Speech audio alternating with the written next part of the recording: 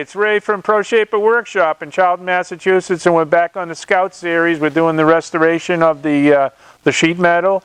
We made a new patch panel for this fender, and if you remember the first issues of this Scout series, this fender was all painted, and this is the rust part we're replacing right here. This is where the panel will go.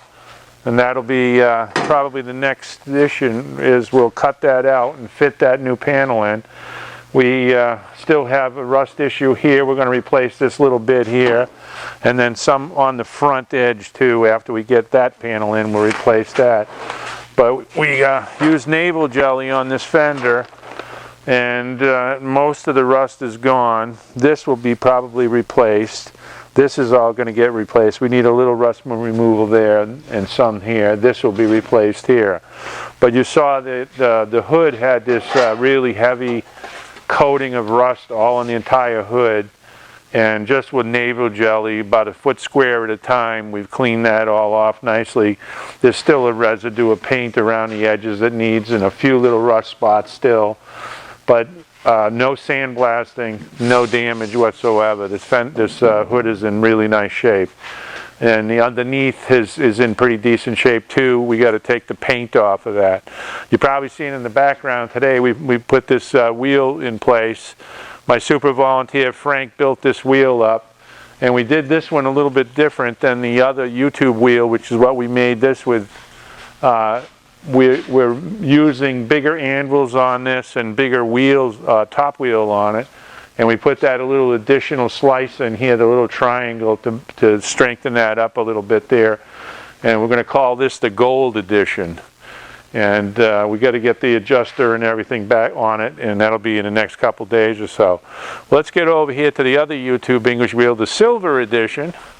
So this was my workstation for finishing up this panel, and where we left off, I had got it to probably about a 90% development point, and meaning that the flexible shape pattern fit pretty good.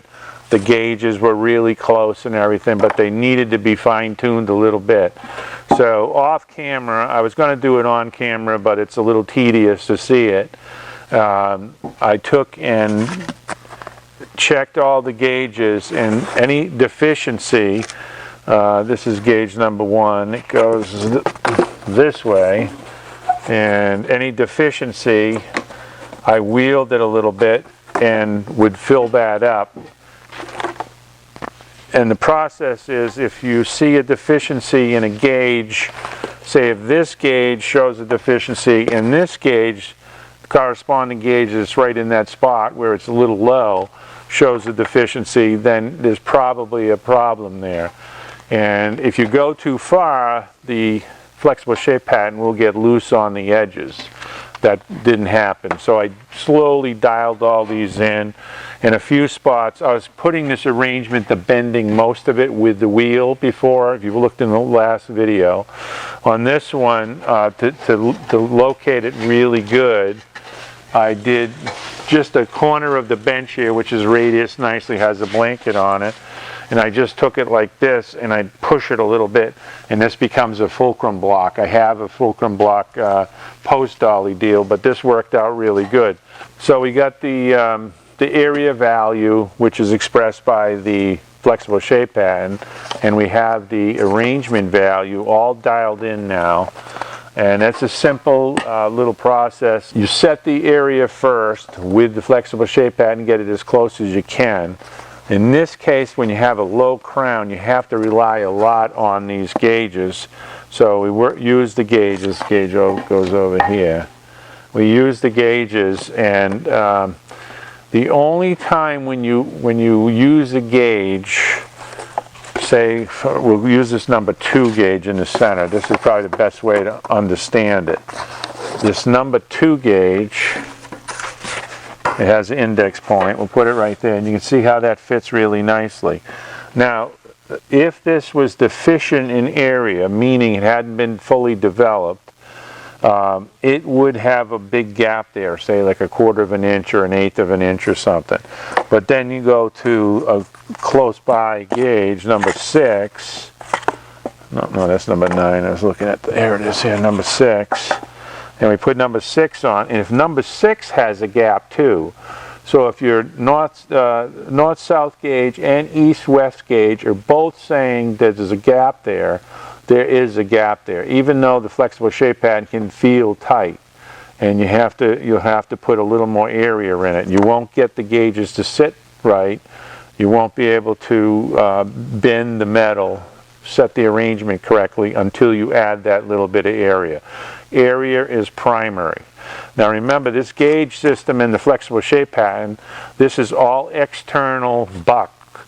It's on the outside of the skin, versus when you're using a buck, it's on the inside of the skin. And a lot of guys, they see these shapers that are using wood bucks, and if they have a wood buck that has stations, in this case they might be 10, 12 inches apart or so, there's very little contact with the metal with the stations, and oftentimes you can't see the fit. That's why if you have a wire form that's accurate, you can always go in on a wire form and see, because you have a lot more visibility. But in this case here, it's a lot easier to make this flexible shape pattern off of a true surface, which we have a good Scout fender, which we're using, than it would be able to then trying to bend all the wires properly and make a wire form. So we're using this external buck system. We've got this panel really nice, and now after you have the area value and the arrangement value set really nice, then you check for surface quality. And if you were a little sloppy in your wheeling, you might have some little undulations or little wheel marks that you'll see and maybe even feel. And right now this is reading really nice. There's some really super minute stuff there that just primer will fill. So now we have the panel developed fully, both area and arrangement value. Now what we got to do is now we're going to add details, and we do that by using this blue tape. Now one thing I haven't mentioned is I had Mark put the flexible shape pattern back on the good fender that we copied it off of, and we didn't include the inner flange. This is just a 90-degree or so flange that goes down, and then there's another spot welded flange that is the actual mount flange that attaches by spot welding onto this flange. Well, we didn't include that in the original flexible shape pattern, so I had Mark add that on.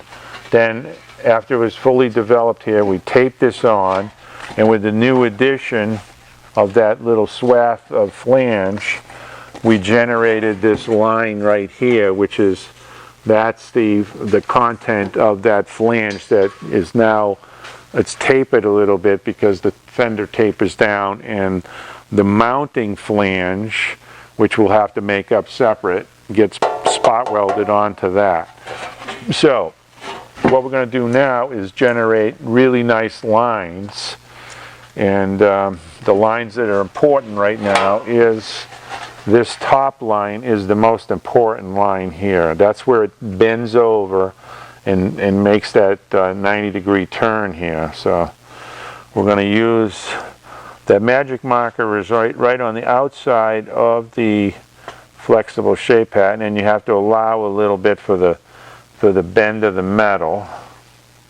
There's a little bit of forgiveness here, but usually the flexible shape pattern edge can be a little squirrely, so that's why we use the blue tape, and we sight down it and make sure it's nice and straight and clean. That looks pretty good. So that's what I call my God line. Now that's in there, and I know that I'm going to bend right there, and I'm going to leave that line right on it, and I know that the bend is supposed to be right here. I don't want to incorporate the blue tape into the bend. So now this is my trim line, and this one is not as fussy. He can be off just a little bit, but we're following the dictates of the flexible shape pattern. We're making that pretty nice anyways. So that's that. And then this is going to be trimmed off here too. People might ask, why did I have Mark put this section on after? Well, if you put this on here like this, you'll see it's kind of bumped up here a little bit, and what's that reflective of is this flange actually has to shrink a little bit when it gets bent over. So because the fact that it's got less material here because it's going to be shrunk, it would distort the flexible shape pattern. So that's why I don't incorporate that into the flexible shape pattern. Now, we will probably have to shrink this a little bit. After we tip it, it has to meet the number 1 gauge here. So this here, after we tip it, we'll put this on here, and this line has to be just right. Now, if there's a hollow there, we'll have to shrink it some. If there's a seesaw there, then that would mean it's rocking on it. Then we'll have to stretch it out a little bit, but I think it's going to have to be a little bit of shrink. So we're going to cut this off. That needs to go. This needs to go. And the front edge, that has a flange about what we have here. It has about a 1-inch flange or so. So we got to mark that now too. So there's our front flange. And this will get cut off right here. So this gets all chopped off here. And this is going to get bent 90 degrees too. And this we'll have to use a shrinker. Not so much down here, but right where it makes that radius, that'll need a lot of shrinking, that flange, in order to go around. Now, if you don't have a shrinker, you can use a little tucking tool there. You can also do it with a hammer and dolly. As it comes around, it'll bunch up, and then you got to crunch it down. Bunch it up, crunch it down. If you have to use heat to shrink it right there, you can use heat. It's fine. So let's do some cutting. Now, when I do the cutting, I generally cut a little wide of the line, and then I'll grind to the line. This is going to be a weld line, and I see that's coming down a little crooked, so I'm going to straighten that out. I'm going to straighten that out right there. I like that better.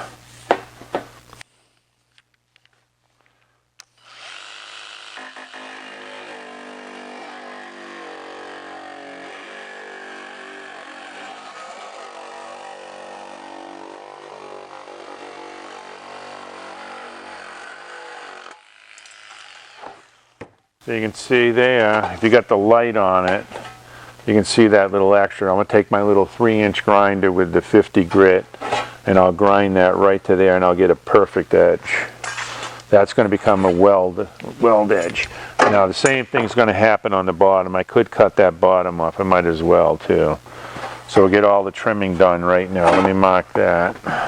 So there's our panel all cut to size now. We've got the weld line here, a weld line here.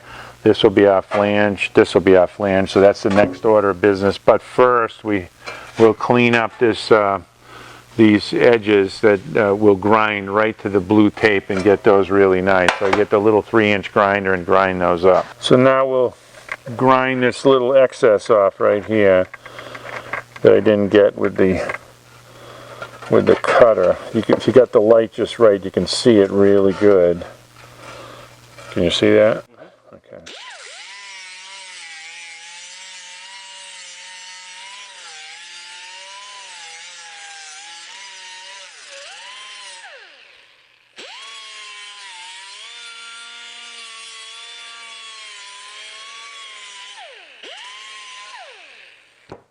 Alright, so now we have all the edges nice, but we're going to just clean them up with the sandpaper here.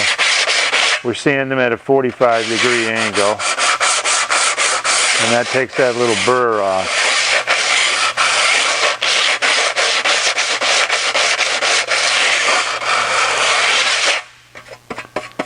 And if there's something there with your fingers, you didn't do enough. So.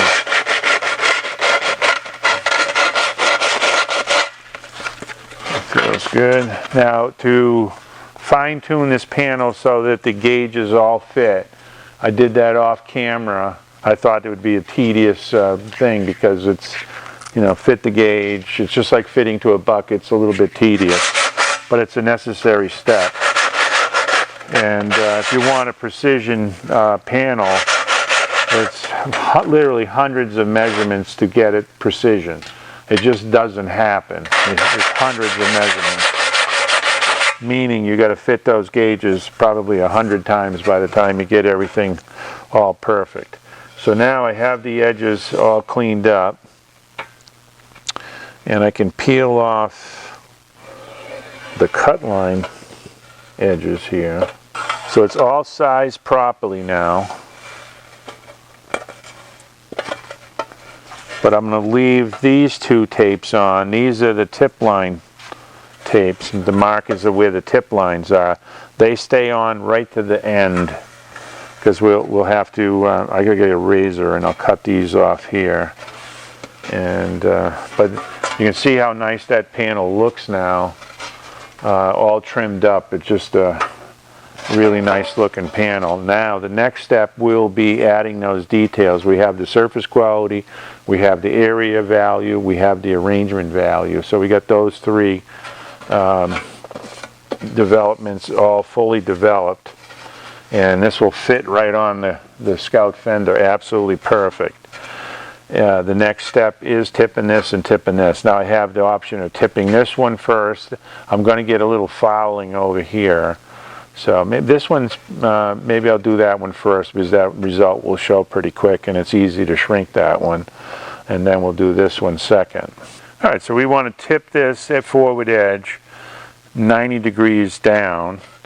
But as I mentioned, this isn't a parallel surface, so it'd be a tedious job of measuring this to get where we need to tip it on the inside. So what I typically do is I'll take, this is a very rounded top wheel here, and a soft bottom wheel, urethane wheel, and nothing special. And all it is fulcrum and lever. That's the fulcrum. My arm lifting up on this is the lever. So I'm just going to move it just a few degrees up, and that will transfer my point into the inside so I can see where I need to tip it on the inside. And I don't like motors on this stuff because it's just way too fast. So that made a nice little visible line, which now we're going to hit with my black superfine pen, and then I'll put blue tape in here. As I mentioned, I call this the God line. You just don't touch it until the very end. So let's put the tape on the inside over here now. Alright, so what I like to do is take a superfine marker and just put a couple little dashes on that peak there that we created. We scored that in from the other side. And that allows me, it's a lot easier to put the blue tape on then. Remember, we sell this blue tape at our website, ProShaper, www.proshaper.com. We sell it cheaper than anybody else. It's just really nice, high quality vinyl tape, 1/8 inch tape. Use it every time you mark or cut a panel. We use it a lot.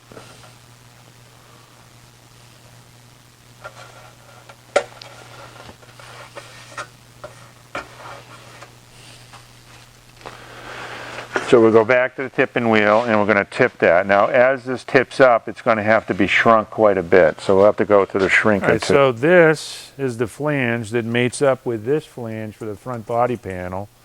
So we have to make sure that that radius is correct, or that profile.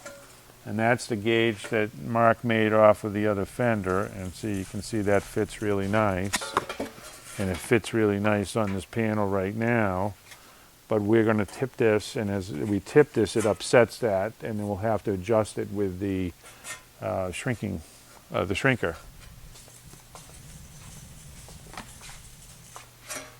So,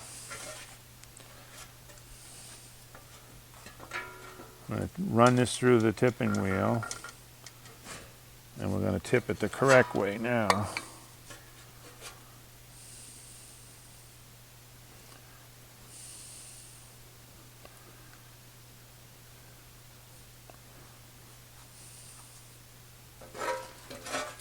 So we inspect after we tipped it to make sure we're not getting into that blue tape, that the blue tape stays flat. But you can see just that one little tip, you can see what happened here. We've got wave going on, which means there's too much metal present on that edge, and we could start shrinking that right away. So let's do one more lever up. So we're levering this up. That's the fulcrum. This is the lever. It's my lifting that makes it happen. You don't tighten this tighter. It's just the lifting. I'm going over those little waves so it gets to be a bumpy road. And you can only do so much every time. So now you see the waves are even bigger. Now we're going to put this in the shrinker and we're going to shrink those down.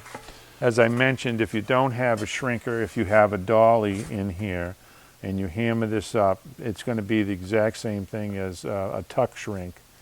You're going to have to shrink that tuck or gather down with the hammer and dolly. You could put a little tucking tool in here and induce these and shrink them up with a hammer and dolly.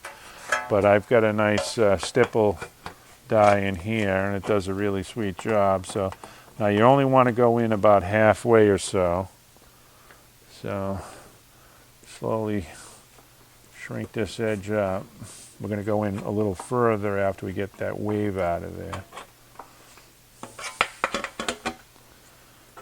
Manipulate it in the jaws a little bit and shrink that up. We don't need too much shrinking down here because it's pretty flat. It's mostly in that radius from here to here. That's where most of it's going to collect. Now you could use a Lancaster style shrinker stretcher. That will work.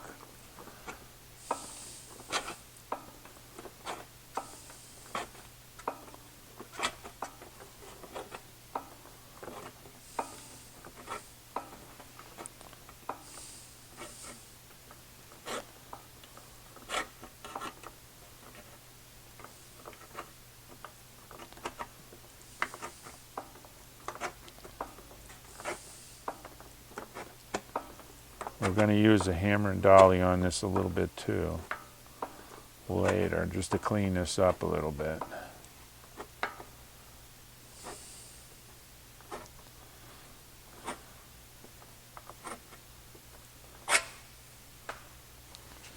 Alright, so now we'll give it another lift on the tipper and it'll come up some more.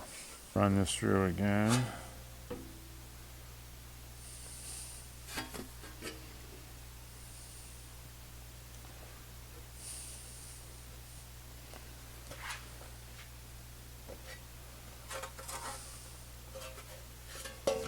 Give it a little more.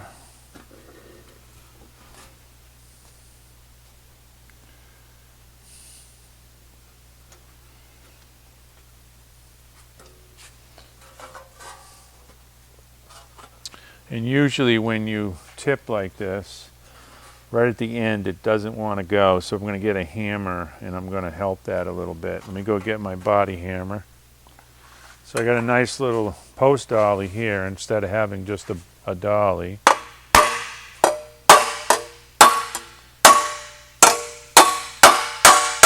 And I'll work that edge down a little bit.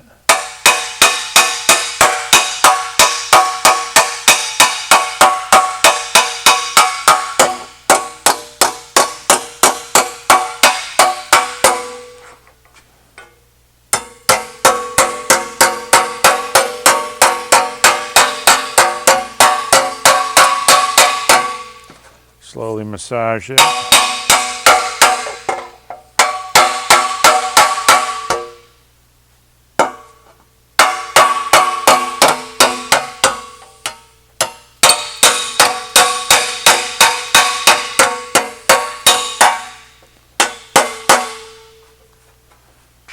I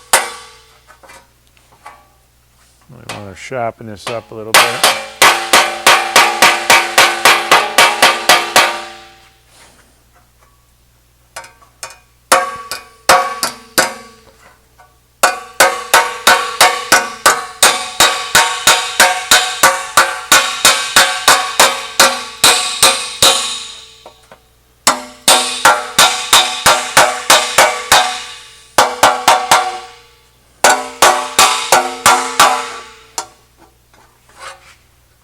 This is a little post dolly I made out of just flat stock, cut it out. I used to make these little receivers, but nobody ever seemed to buy them for me. I think they're great little tools, but it allows you to lock the dolly any way you want. It's nice and stable, but they didn't sell for some reason.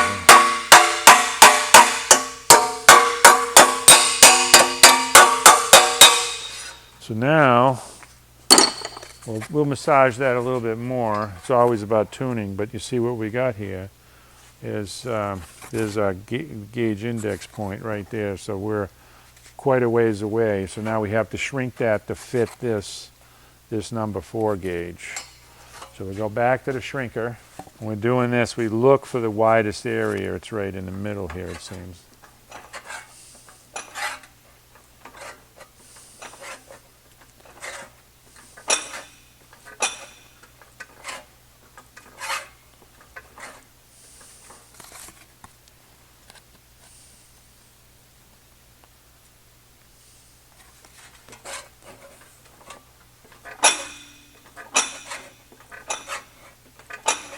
A little bit, a little bit, a little bit. It's always that way. About 1/4 of an inch away. We're almost 3/4 of an inch. Now if we go too far, then we put the stretch die in. And it's about a little less than 1/4 still.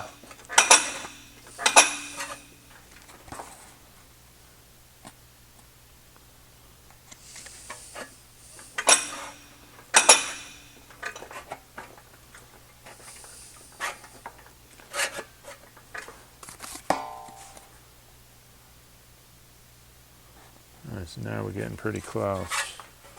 So let's tune that edge up just a little bit on that post dolly. We're rounding a little bit here, so we'll straighten that out. Now this edge, this flange, also has a spot welded flange that is the mount flange. That'll have to be put on after.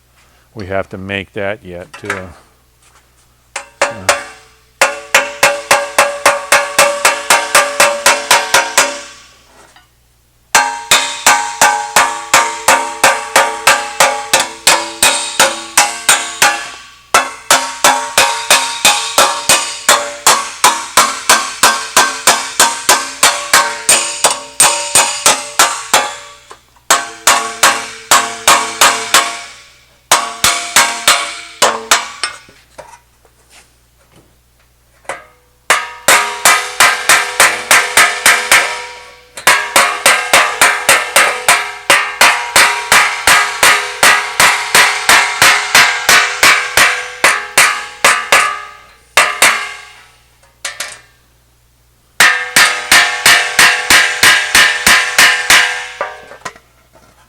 Messed that up a little bit, but let's fix that.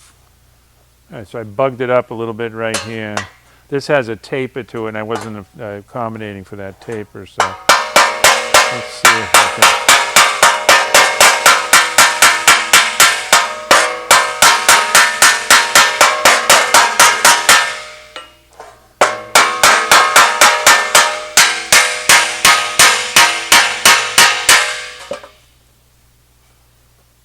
That's a little bit better.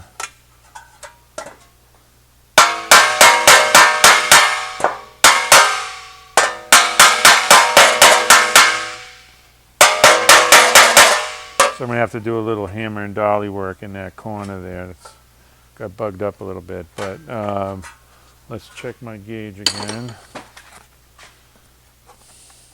On the gauge.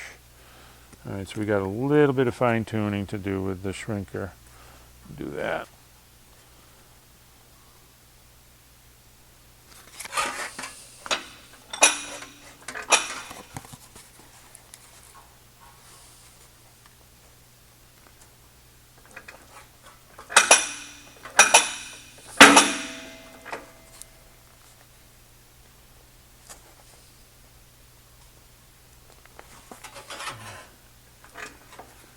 Might have went a little strong. Let me see. Yeah, it's not bad.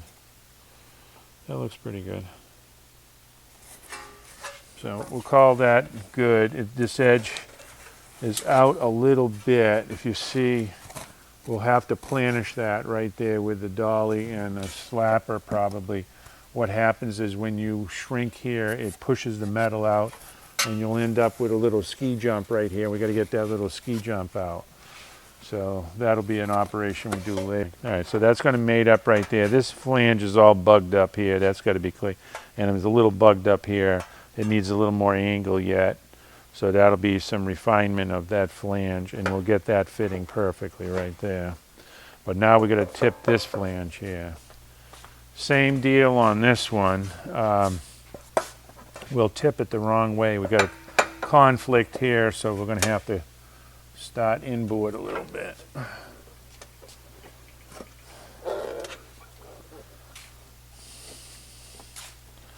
That's where we're going to have to start right there. Let's tighten that up just a little bit. We're going to tip it the wrong way to transfer the mark.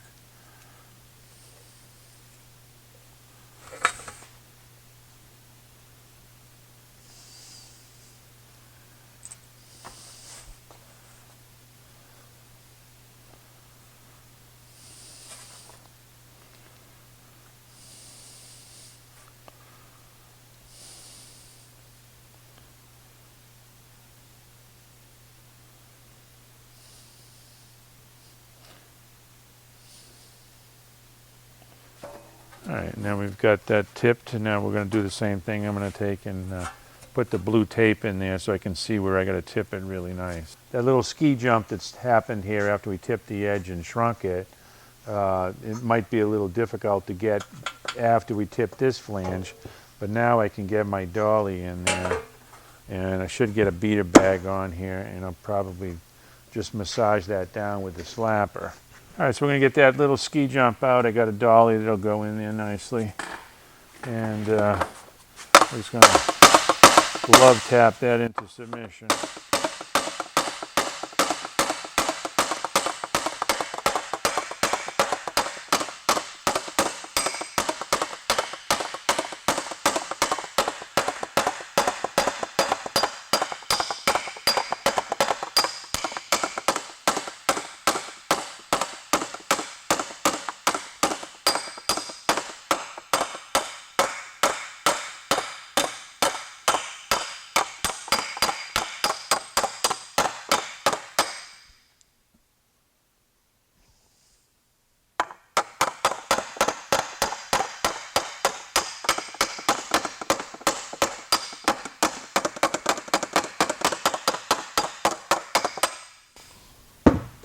Not perfect, but it's pretty good. You can put a planishing hammer die in there too. This flange is going to have to come in more. That looks pretty good. All right, so we got that handled. Now we're going to tip this. We got it marked. We're going to tip it the proper direction now.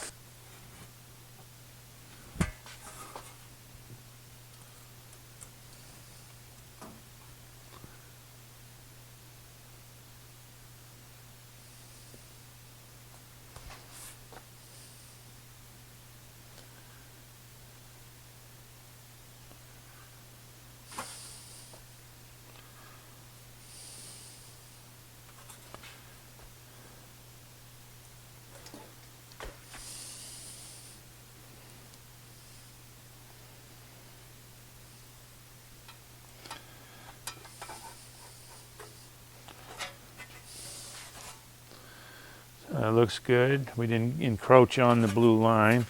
Now we'll do another run on it.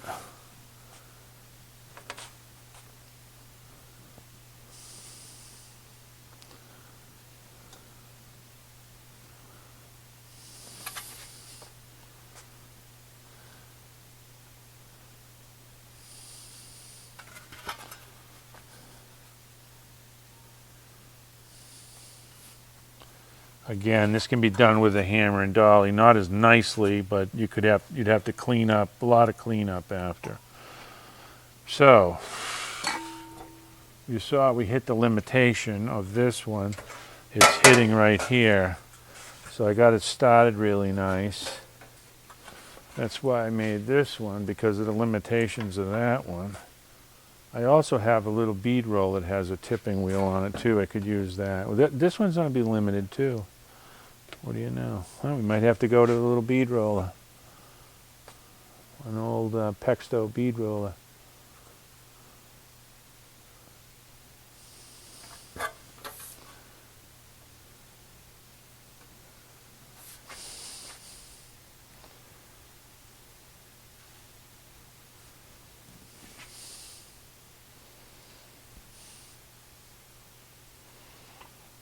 Yeah, definitely got myself in a corner here. So this would have to be finished with a slapper and dolly.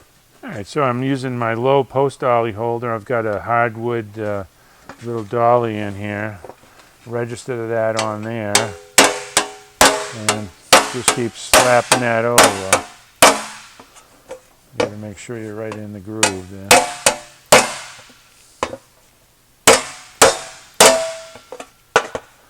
Now that's not the one I would use, but we had an audio problem and we got extra time making tonight's video, so it's getting late. I don't know if I'm going to finish it. It's already 10 o'clock. We usually leave at 10, so that's 10 p.m.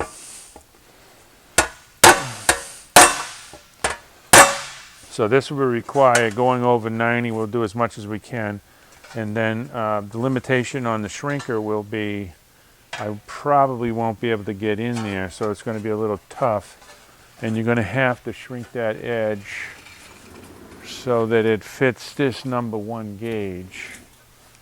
So as that comes over, that's going to need to be shrunk. We might have to guess how much to shrink it. See, it's starting to gap on us already. We were fitting really nice. So that has to be shrunk a little bit, but we still can get in the shrinker. And it could take a little time to get that adjusted just right. Plus this die is not going to allow me, I don't think, to get in here. So I need to make a wooden block that will get into this section here to knock that over. And that would take another 10-15 minutes or so. So we're running late already. So, but you get the idea here. Now, when you slap, you make sure you slap the long way. If you slap the short way here, you're going to bite this all up with the slapper. And you don't want to use a hammer. A hammer just doesn't have enough face to it. So you need that face, and you watch this blue tape all the time. You want it to tip right at the edge of that blue tape. The more it goes over, the easier it is, because you're located right in that bend groove. A little bit, a little bit, a little bit. So I think we're going to cut this short. We're not going to get this edge totally finished tonight. But I think you get the idea that you can't make a super precision, high quality panel unless you measure and measure and measure and then measure again. And you have to use the right procedures to get the desired result you want. And we've done all that. We've got a really nice panel. The next step will be bringing this. We're at probably 30 degrees or so. We've got to bring it to 90. And we're going to have to guess, because we don't have a shrinker. Well, actually, I do. I have my 45-degree shrinker. I might be able to get in there. I might be able to do it. But a lot of people wouldn't have that, so they would have to use a tucking tool to gather it a little bit and then crunch them down. You probably have to use a little heat. And a little panel like this is actually a very complicated piece to make that's going to be a precision fit, and that will basically disappear into the fender after you weld it in, and it'll look totally factory, no Bondo or any of that stuff. Maybe a little bit of high build primer, that's all you actually need. So the next installment we'll have this done, and we'll be fitting this into the fender and probably tacking it in. So it's getting a little bit late, and it's Ray from Pro Shaper Workshop. Please remember to subscribe, give us the likes, give us some comments, and remember we have 204 videos now. And remember that metal is clay.